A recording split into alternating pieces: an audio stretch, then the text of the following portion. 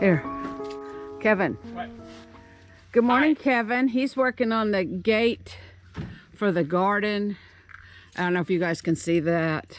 Where is it? I think it's about there.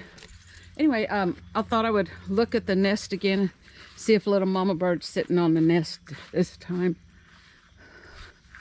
No, she's off flying around again. This morning, when I checked, that little bird was back on the nest. Today's Saturday, I don't know, June something. She is. She's still there. I'm so excited. Let me let you see her. Well, there she was, and there she went. So, I'm going to keep an eye on the eggs, see how quick they hatch. I know you just got a quick, little flash, but I can't hang clothes on the line until she gets her eggs hatched.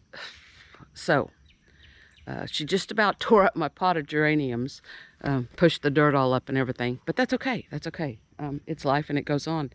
So, I want y'all to have a very blessed day, and thanks for joining us on this little tiny adventure. Y'all be blessed. Jesus loves you, and so do we. Mwah.